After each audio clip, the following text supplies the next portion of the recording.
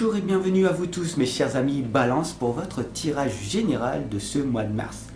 On est parti, comme vous avez l'habitude, je vais utiliser pour ce mois l'oracle de l'arbre de vie et l'oracle des sirènes. N'hésitez surtout pas à vous abonner, à partager, à diffuser tout autour de vous.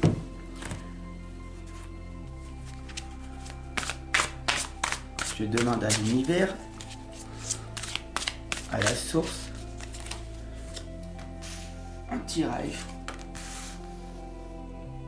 général pour toutes les balances ici présentes.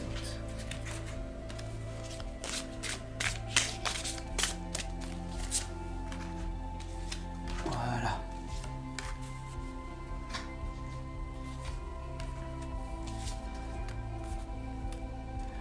C'est parti, on y va les amis, on va voir ce qui va donc se révéler pour vous.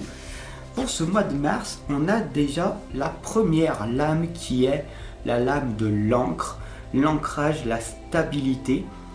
Tout simplement, on voit ici que pour ce mois de mars, vous êtes totalement ancré dans le sol. C'est ce que l'on a vu le mois dernier, hein. Il fallait que vous travailliez sur votre chakra racine, le chakra ancrage, vous l'avez effectué, donc c'est super, continuez comme ceci. Donc voilà, hein, là vous êtes vraiment bien ancré et donc du coup on va voir ce qui va donc pouvoir s'améliorer par la suite.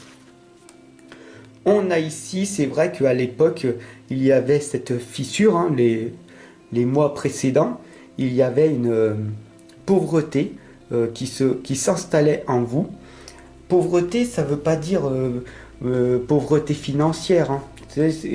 Il y a beaucoup de personnes qui pensent pauvre, riche, voilà. C'est des notions très complexes. Cette pauvreté, c'est tout simplement, vous ne donniez pas un sens, un objectif clair à votre vie parce que vous manquiez d'ancrage, voilà. Et là, on va voir que il y a de belles choses qui arrivent. La lumière arrive à vous. On a ici la lame de l'été, de la saison. Alors on voit ce qui se passe, hein.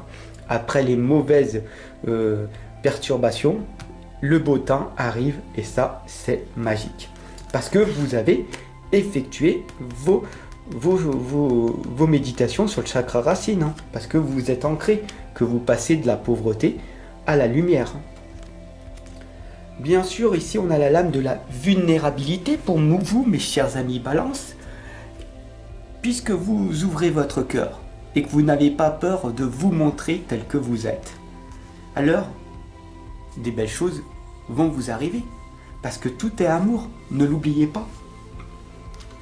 La cinquième lame ici vous indique avec la consciomancie, la divination et la sagesse des coquillages. C'est la reine des océans. Elle vous indique tout simplement de continuer à faire ce que vous faites. C'est très bien. Voilà. Et c'est très bien. Et vous progressez à pas de géant. Donc c'est super. Un bon tirage pour vous, mes chers amis Balance. D'ailleurs, on a ici le chant de la sirène, hein, qui confirme ce qui est en train d'être prononcé. C'est ici que vous faites entendre votre voix. Et donc, vous osez en fait faire les choses que vous devez faire. Vous n'essayez pas comme la majorité des gens disent, vous faites. Et ça, c'est extrêmement révélateur pour vous, hein. Vous faites l'exercice demandé, vous passez de la pauvreté à la lumière. Vous ne faites pas l'exercice, vous passez de la pauvreté, boum, il n'y a rien qui se passe. Le changement ne se produit pas.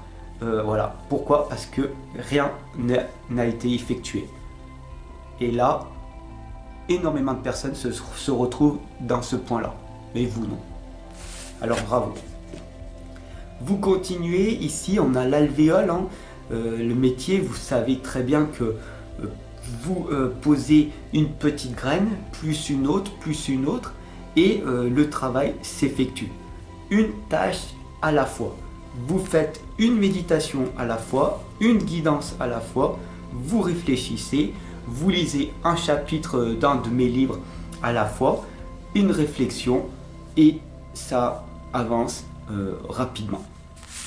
La 8e lame ici vous indique l'inconstance. Il faut savoir que le changement est inévitable, d'accord.